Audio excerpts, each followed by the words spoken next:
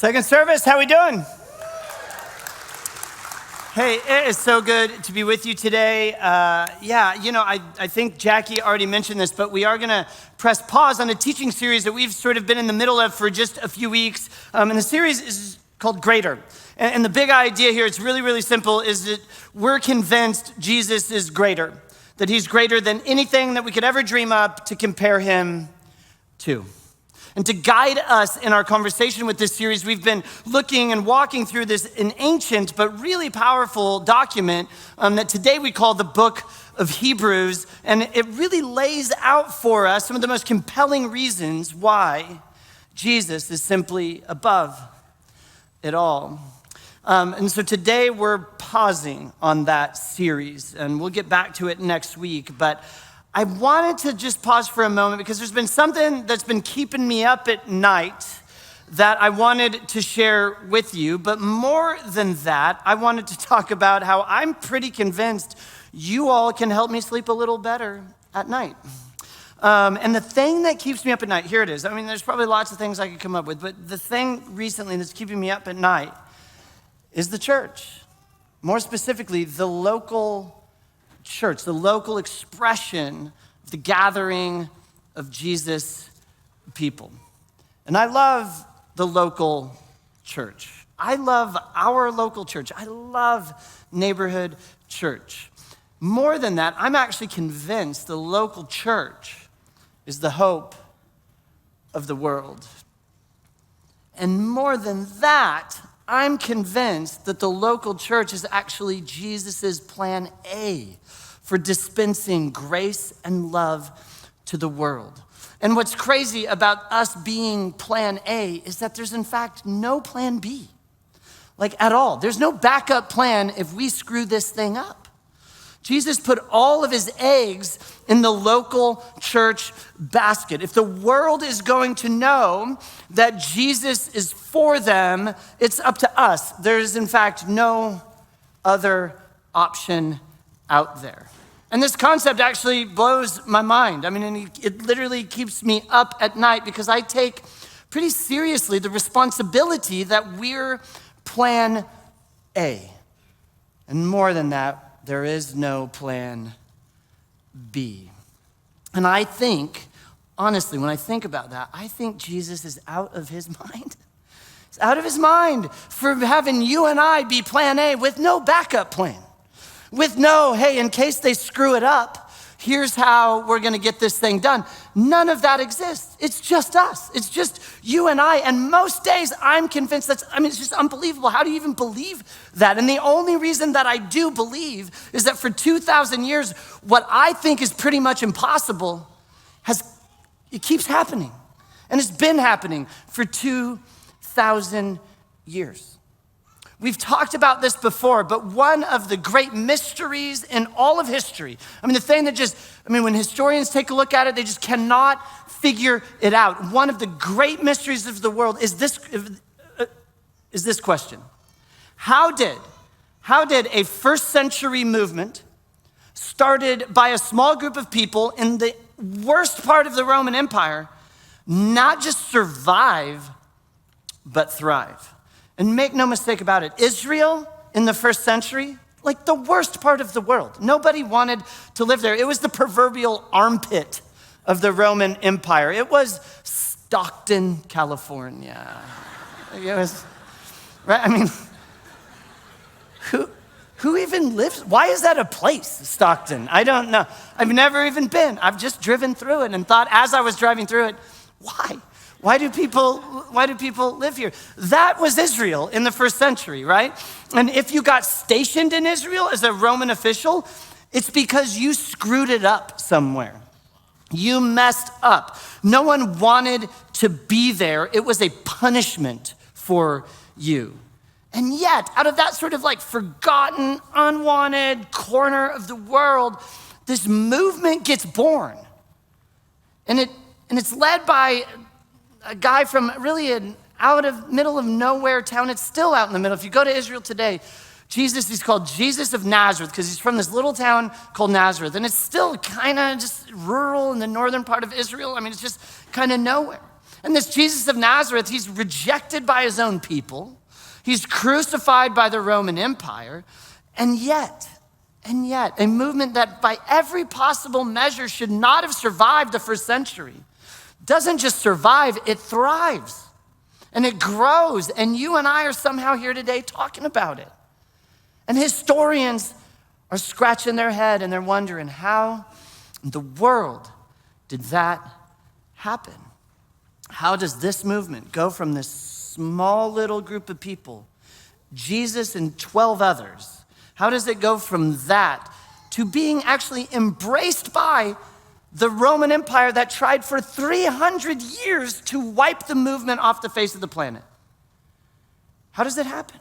There's a historian, she's a religious historian specifically, and if you've been in the neighborhood for any amount of time, you know I read a lot of books, and I read all of her books. Her name's Karen Armstrong, and she has this great book, a great title, Fields of Blood.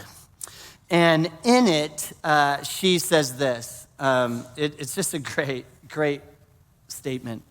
Against all odds, by the 3rd century, Christianity had become a force to be reckoned with. We still do not really understand how that came to be. Against all odds, somehow, by the 3rd century, Christianity had become a force to be reckoned with, and we don't get it. One of the premier religious historians on the planet is saying, I don't know. I don't know. But this is where I, in fact, disagree with Karen Armstrong. I think that we do understand a little bit. Because if we take seriously the eyewitness accounts, the testimonies of the men and women who were there, who saw it, who lived it, who documented it for the world, I think we begin to see the answer of how this little movement became global. What I find maybe the most fascinating about all of this, and again, I love the local church. I love that somehow, despite it all, and historians can't figure it out, you and I are here today. It's amazing. But what's more amazing, and perhaps the most amazing, and I'm certainly not the first to make this observation, is that Jesus predicted it. He predicted you and I would be here today. He called the shot.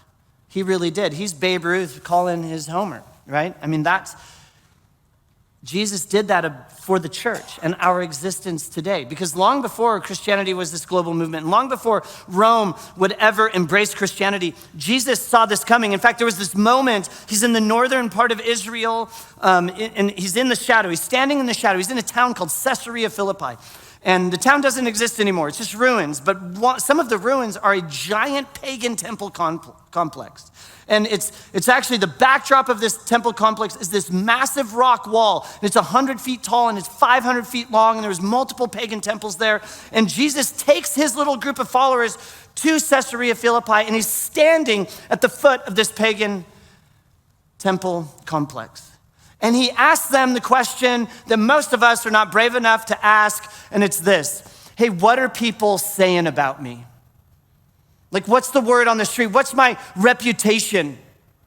What do people say? And they're saying all kinds of, so they start to answer, and they're like, well, Jesus, some people think you're John the Baptist. And if you don't know who John the Baptist is, John the Baptist, we're pretty sure is Jesus' cousin.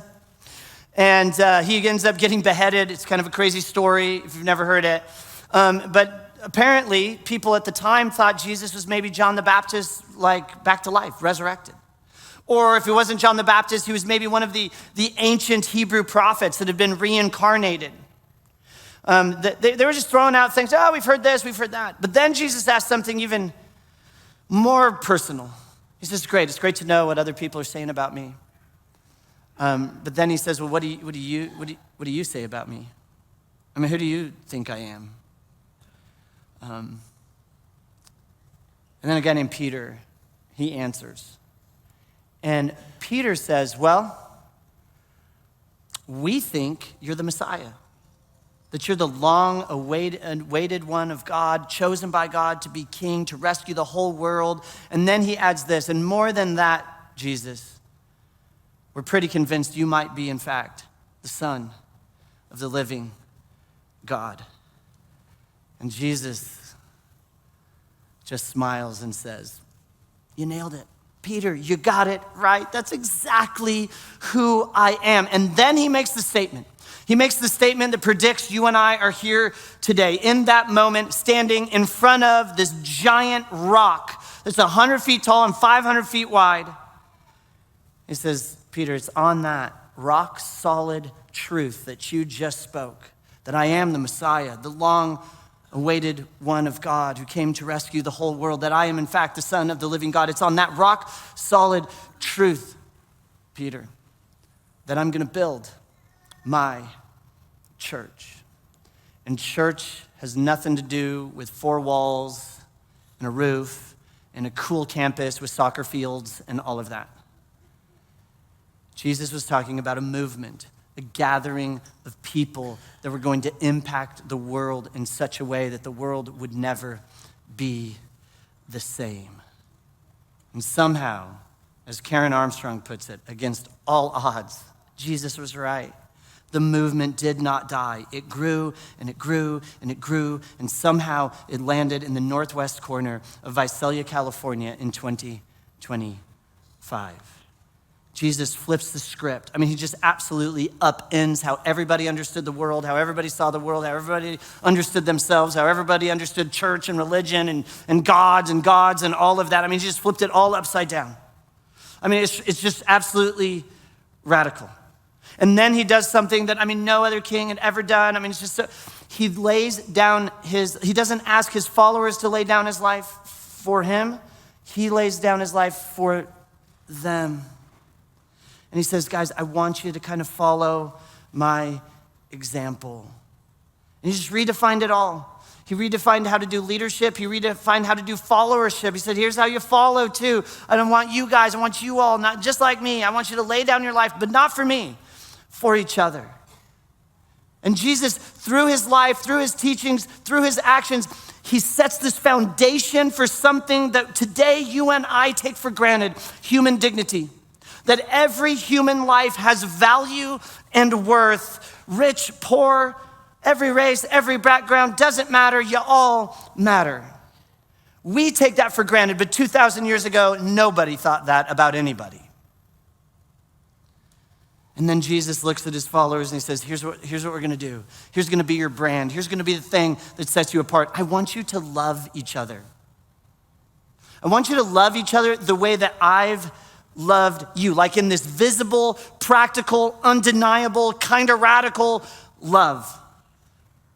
I want you to love each other in such a way that when people see it, they can't ignore it. That they'd stop and they'd stare and they'd say, what are y'all doing? What are y'all doing?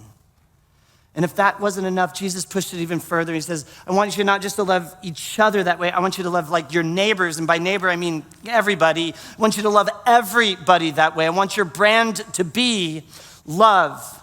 And then Jesus goes even further. And he says, not just each other, not just your neighbors, but even your enemies. I want you to love them with this practical, undeniable, radical love that makes people stop and stare. Because for Jesus, he was pretty convinced that even if somebody is calling you their enemy, you do not have to return the favor.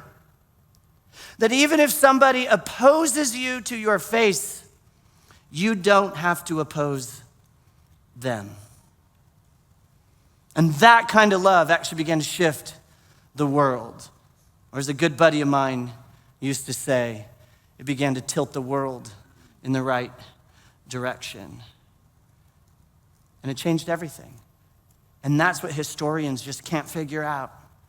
They just can't put their finger on it. They just don't understand. It shouldn't have happened. How did it happen? There was another, he's a famed atheist, New Testament scholar. His name is Bart Ehrman. You should read his books too. I don't know, should pastors tell their church to read books by atheists? Maybe not, but this guy's really smart. And in his book, Triumph of Christianity, he says this: Christianity not only took over an empire, here's what he says, this is so important. It radically altered the lives of those living in that empire. Like it changed their life. Like it wasn't just this religious movement where church people would go. It was a social cause. It was a revolution, right? It transformed everything. Government, legislation, literature, music, philosophy, art, all of it. All of it changed because of this little movement that Jesus started. For the first time, outside of really Judaism, ancient Judaism, the Jewish faith, for the first time outside of the Jewish little bubble, people began to hear that they were created by God and loved by God, not as property, not as second-class citizens, but like just because they were them. That was unheard of, that they were image bearers of the divine. Ehrman goes on, here's what he says. I mean, this is just crazy that he says this, but here's what he says. He says, as a historian, as a New Testament scholar, and also as an atheist, he says, the movement launched by Jesus was the most monumental cultural transformation that the world has ever seen. And here's the thing. It's still happening. Jesus called the shot, and he was right. It's still happening. And here's what keeps me up at night. Everything I just said, it's not just cool history. If it was just cool history, I would not stay up at night over it. But it's not just cool history. If you're here and you're a Christian, so everything I'm about to say, really, if you're a Jesus person, like you're like, yeah, I'm on Team Jesus, that's like me, you're kind of on the hook for everything I'm about to say. If you're here and you're not, and that's awesome, you certainly can be. We say all the time that you can belong, be part of our family, and not believe what it is that we believe. But you're not necessarily on the hook for what I'm about to say. But the thing that keeps me up at night isn't that. It's pretty remarkable that the Christian church survived the first century and that we're here today. And while I think that is remarkable, the thing that keeps me up at night is that because I'm a Christian, it's my responsibility to make sure that it doesn't stop with me. That this movement Jesus started keeps going. And the other thing that keeps me up at night is that I shouldn't be the only one losing sleep over this. If you're a Christian, if you're part of our church, you and we're stewards, we're caretakers of this movement, like it's our job. The responsibility for the church of this generation and the church for the next generation, that's on us. It's on us. The church in America is one generation away of people not caring, and it's gone. It's gone. So we have a choice to make. We can just take from the church. We can just take from it. We can consume it, right? Oh, Forrest, it's so cool. You know, you got the music and, you know, you say funny things sometimes. Like, it's awesome. I love coming. That can be it for you. That can be your total church experience. And honestly, if that is, just know we love you. It's awesome. It's okay. But we can just take from it, consume it. But if we choose to do that, we're just leaving the church weaker, sidelined, and ineffective because we got what we wanted out of it and we moved on. But when it comes to actually engaging and being a part of something bigger than ourselves, I just don't have the time. I'm busy. I get it. It's easier than ever to just consume. Right? We've made it super easy. Neighborhood church has made it easy, but not just neighborhood churches all over the world. We've made it so easy in our efforts to, hey, we're plan A for this love and grace getting out in the world. We've just made it so easy, and we've gotten that message out into the world, and that's not a bad thing. That's a good thing.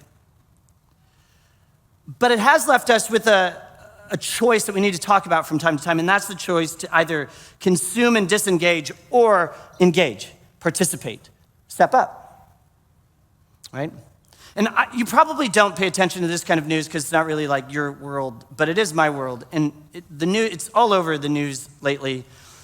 But the church in America specifically, the church in the United States of America is dying. And it's dying incredibly quickly. To the tune of 3-1. 3 churches close for every 1 church that starts. Less people since the pandemic, it's not the pandemic's fault, but it's certainly the pandemic sped up. Less people are going to church than ever before in America. For the first time ever in the history of our country, less than 50% of people are even attending any kind of church, let alone Christian, synagogues, mosques, whatever. It's down into the mid-40s now. Right? I mean, it's dying. It's rapidly dying. Not us. I mean, you guys, you all are all overachievers. Neighborhood Church just continues to grow and continues to do amazing things because y'all are awesome. I mean, it's really, really good. But as a whole, collectively, the church is not doing well in America. And here's the thing that keeps me up at night. That's not an inevitability. You and I actually get to decide if the church in America dying or not happens, if that's true. We get to decide. It's our call, right?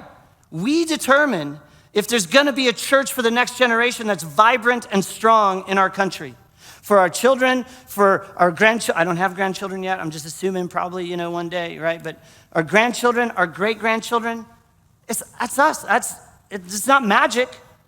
It's the church of this generation deciding to engage that ensures a church of the next generation. We get to determine if the news and what they're reporting on the news is true or not. We decide that. And I emphasize we. I say this all the time if you've been to neighborhood church. Christianity is not a we faith, or not a me faith. It's a what? It's a we faith, right? So don't kid yourself. This is not on me. I mean, I'll sit up here and get everybody fired up, but it's us. It's we. You're the church. You are this church. You're our church. And so the question is, will we be the church? Will we do that? Will we decide to do that collectively? We take hold of what Jesus started and take our responsibility as stewards or caretakers. Will we take that seriously? This extraordinary movement that Jesus launched, that he laid down his life for. Then he looked at his first followers and basically said, this thing isn't stopping. You can ignore it. You could sideline it. You could take from it. You can do all you want to do, but it's gonna keep going. And so in every generation, there's been this group of people who rise up and say, we're gonna keep this thing alive. We're gonna keep it relevant. We're gonna keep it fresh. We're gonna make sure it's outward facing, that everybody feels welcome, that everybody has the right to follow Jesus, regardless of wherever they're at on their journey. I mean, that's the mandate. If you're here and you're a Jesus person, that's the mandate. And oh man, I mean, you probably don't, but I mean, it's kind of my job. I kind of stay up at night thinking about that responsibility. And I thought, I shouldn't be the only one that stays up at night. How can I guilt everybody else into staying up at night on a Sunday morning? Right, I mean, I talked about this a few weeks ago, but neighborhood church, and I love this about neighborhood church, y'all love giving us suggestions. Suggestions. And some of them are absolutely insane. I mean, you should hear yourselves sometimes. I'm like, what are you talking about? And, hey, we should really put a zoo out on the soccer fields. That would be really, I'm like, what? I don't. But if you were here on Super Bowl Sunday a couple weeks ago, right, like I talked about the type of suggesters at neighborhood church, complainers. And I said there's two kinds. And there's the first kind, this is great. We call them inviters. Those are the people who are actively inviting their friends who are not connected to a church, who have maybe been hurt by church or went to church for a while but left, whatever. But they're inviting people. We actually love hearing critiques from you because you know how to suggest things. You complain correctly. You see our church through the eyes of your friends that you invited. So now all kinds of stuff starts to matter to you because it's like, look, I kind of put a little bit on the line here to invite my friend, and now they're here, and then you screwed it up. So could you, and so we take inviter critiques. You critique the right thing. We take that very, very seriously. But then there's another category of suggesters, and we just call you church people. And you complain about all the wrong things. And here's the thing, we really can tell the difference. And so when we get feedback from an inviter, we listen because they care about how a new person is experiencing our church. But when we hear insider complaints from people who've been in church their whole life, well, we don't really pay attention to you. we take it with a grain of salt, really. Because at the end of the day, we're not here to make church people happy. We're here to create a church where unchurched people feel welcome. We're plan A for dispensing the grace and love of Jesus. We are not plan A for helping Christians feel good about themselves, right? And so we love inviter critiques because we want to be so good at being this outward-facing church where everybody can step foot in this building for the first time in their lives with all of their like whatabouts and what ifs, and are they going to point me out or make me, come on stage or, whatever it is. Like, we want to be a church that's an awesome experience. We want to be a church that's helpful and allows people to meet this guy named Jesus. I remember actually when I decided, I remember the moment I decided there were two kinds of suggesters here at Neighborhood Church. There was inviters and there was church people. And it was the last time I really invited a group of church people to come and just let me have it. Tell me all about their suggestions. And I'm sitting down, I'm listening, and finally there was a woman in the room. She said something that I didn't think anyone would ever actually say out loud to me, but this woman did. And she just looked at me and she said, "Here's what I'm really asking. What's in it for me? What's in it for me?" That's what she asked me. And you may be like, that's a perfectly reasonable question, Forrest. Not after how you hear how I responded to her, you won't think that. But right now you can think that. But I knew in that moment I had a choice to make. I had a choice that I could kind of choose the route of comfort and say some things that would probably keep them at Neighborhood Church, or I could tell her what she just said, what popped into my head in response to what she just said. And if you know me, you know what I chose already. I chose to just say what I was thinking, and here's what I said.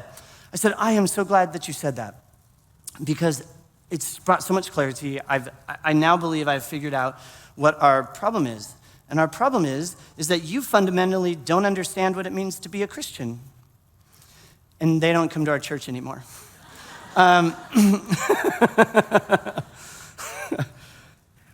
But I didn't say that to be a jerk. I said that because of something Jesus said that I want to share with you. I've always found this just really fascinating thing that Jesus said. But Jesus' best friend was a man named John. Not the John the Baptist we talked about earlier, who got his head cut off. Different John, but Jesus' very best friend in the world. John also, as an old man, writes a biography of the life of Jesus.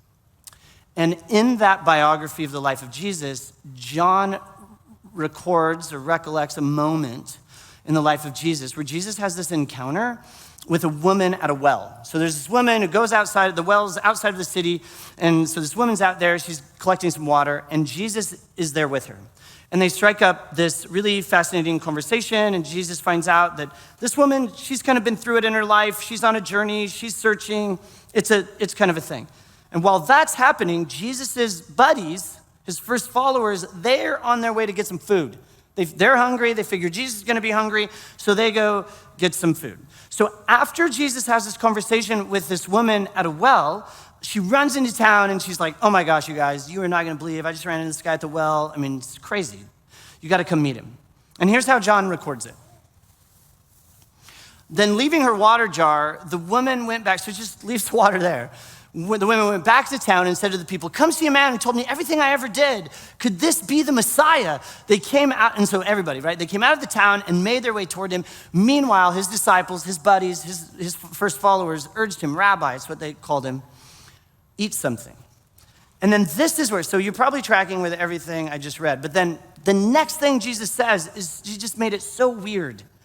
And it's like, Jesus, why do you have to make it so weird? But it is also profound and says something important about our faith, so I'm gonna share it with you. So his disciples are like, his buddies are like, "Hey, we got you some food." And he responds, "I have food to eat that you know nothing about." What? Like if I were to offer you, a Jersey Mike's sub, and you were like, "Forrest, we're good. I have food you know nothing about." I'd be like, "Why are you such a weirdo?" And so the disciples actually do. They're kind of looking at each other and they're like, "Did somebody feed him already? Like, where did he get food?" I mean, they're having this whole discussion. And then Jesus responds to their discussion this way. My food is to do the will of him who sent me and to finish his work. Now let that sink in for just a minute. Jesus has, what has he just done? He's just spent time pouring into somebody else. He's just spent time serving, offering his life, giving of himself on behalf of another person. And he's saying, yeah, that fed me. That filled me up. That's what nourishes me. You know, I have found that the crowd of people who say things like, yeah, what's in it for me? That emotion often gets translated by longtime church people into this phrase: I'm just not being fed at this church. And maybe you've thought that before. Maybe you've felt that. And I get it. There's something in us that wants to be poured into, that longs for this depth of connection. I understand that. I really do. But I think Jesus is asking us to rethink that statement. Fulfillment isn't about being fed. It's about feeding others. Jesus' point here, in his very strange reply, no doubt, to his buddies, is that spiritual nourishment doesn't come from endless consumption. It comes from engagement, right? Feeding others fills you, or maybe better yet, feeding others fulfills you. See, I think we can approach church one of two ways: that we can just show up and say, Forrest, do your thing. Entertain me, say something that kind of sparks my brain or my heart, or, and then you leave, and that's it. That's your total, that's it. And that's, eventually, you're gonna get tired of hearing me talk if that's church for you. And some of you are like, I'm there. And so it's, right? But or we could say, I don't know that I'm gonna be fed or filled up or fulfilled by just listening to some talking head on a stage, that maybe there's something more to this. Maybe I am supposed to take some responsibility for the church of this generation so that I ensure it's still here for my kids and my grandkids and my great-grandkids. I want to show you a video of some friends of mine. If you haven't picked up on it yet, if you're a regular here at Neighborhood Church, you might know where this is going, but in a minute I'm going to be like, and you better sign up to help. But some friends of mine, they've just been coming for a year. They sort of showed up and said, I think maybe growing deep spiritually, being fed, if you will, has less to do with Forrest or Jordan or whoever's up here, and a little more to do with me helping out. And I just wanted to introduce you to them. Their names are John and Amy Ecker, and I didn't trust them with a microphone, so we made a video. So take a look. Hi, Neighborhood. I'm John Ecker. And I'm Amy Ecker. And we just wanted to share with you a little bit about our experience helping out here at Neighborhood Church. We've been attending here for a little bit over a year, and serving in church has always been something near to our hearts. So I believe it was about a month or so after we started attending here that we decided to audition for the worship team. And basically, once we decided Neighborhood was going to be our home church, we just jumped right in. We know that church is more than just a place that you go to on Sundays. It's a community, it's a family, it's a place where we grow together. And I believe serving is one of the most powerful ways to grow deeper in your faith and in community with others. Well, I totally agree with you there. I mean, I just think about the amazing people that I've met by serving with them, and it's really helped me to get connected, because I 100% agree that helping out has really grown my faith, and I've gotten to know some pretty amazing people throughout the years because of serving. But I come more from a place of, why wouldn't you want to help out? If you have decided that this church or any church is going to be your church home, that's your new family. And isn't that what you're supposed to do, is help out your family? And something that I really treasure is after getting plugged in, I became part of this community very quickly. I got to know people on the worship team and just found loving arms, open arms that welcomed us. And those relationships began to grow very, very rapidly. And something that's just touched my heart and strengthened my faith is watching how God uses community to help us grow. So if you've never helped out here at Neighborhood, I would like to encourage you that you could just take that step. Take that first step, step out in faith, get involved, and watch how God moves in your life and in the lives of others through your service. John and Amy Ecker. And we love helping out at Neighborhood. Yeah, great. Yeah, you can clap for them. They were actually, they were serving today. They were on stage today helping lead us in some singing. Look, we live in a consumer-driven culture. We do. No denying it. And it's easy to slip into that mindset when it comes to our faith. It just is. We take what we like, we leave what we don't, and we treat church like a spiritual buffet. Take a little bit of worship from here, a little bit of teaching from there, but serving, no thanks. I'm good, I'm really busy. And you know, I've been a pastor for 30 years, and I've never met a volunteer who said, hey, the reason I'm serving is because I have nothing better to do with my life. Neighborhood Church is run by busy people. Hundreds of very busy people. There's 25, 30 of us that work here, but there's hundreds of you that serve here. When we approach faith like a buffet, something we take from, and when we're sick of it, we just move on, we end up spiritually malnourished. Not because we're not getting enough, you're getting plenty, but because you were not designed to only consume, right? And so we just develop this pattern where we basically just move from church to church, from buffet to buffet. And so we eat at one buffet till we're tired of the food there. And then we go to the next church and we eat at that buffet till we're tired of the food there. And then we just keep moving on and on we go. I mean, think about it the same way you'd think about maybe exercise. If all you did was eat and not exercise, I don't know that would go well for you, right? You'd feel sluggish, heavy, stagnant.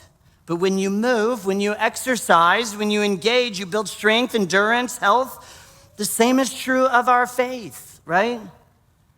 Jesus was constantly giving himself away, and yet he was never depleted because his strength came from pouring out, not storing up really clever nuggets that some pastor said on Sunday, right? He came to serve, not be served. That's the model. Jesus came to give, not just receive, right? And then here's the kicker. He invites us to do the same thing.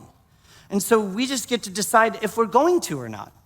And again, I don't want to tighten the screws too much this morning, but we can either sit on the sidelines consuming, critiquing, waiting for the church to meet our needs, and as a result, leave the church weaker, less effective, and sidelined for the next generation. That's one choice you have. Or you can step up and step into the game and pour yourself out and watch as God fills us in a way and fills you in a way that you never expected. Because serving is not a duty. You do not have to do that here. We will love you and care for you the best that we can if all you ever do is walk in through those doors and sit down and turn around and leave and no one ever knows your name and you've never it's okay. But I'm just want you to hear that there's just a way better way to do church and a way better way to do your faith in Jesus. And that's by stepping up and taking a little responsibility for this thing that we call the local church. That's plan A. And there is no plan B. And what keeps me up at night is that we have some sense of responsibility, that we really do have a choice. We're either going to leave the church weaker and sidelined for my kids and my grandkids, or we're going to leave it fresh and relevant and effective and vibrant and moving and growing. I mean, just imagine if we all took this seriously. I mean, if every single one of you left here like you're about to do, and you're going to go out onto the patio where we have a help out table that you can't miss because there's a giant sign behind it that says, help out. I mean, if we took that seriously, If you said, listen, I'm not just gonna sit here at the table and be served, but I wanna be the one setting the table or making the meal or cleaning up afterwards or whatever it is, right? If you committed to engaging and not just consuming the mission of neighborhood, but participating in the mission of neighborhood, what would happen if we had 100% participation? I would have a new problem keeping me up at night. Like, we have so many volunteers, we have so many people helping out. Like, this is gonna be amazing. And so I guess my question for you, and that I'll just leave you with, is what is your next step? If you're not helping out, could you start? Could you start helping out?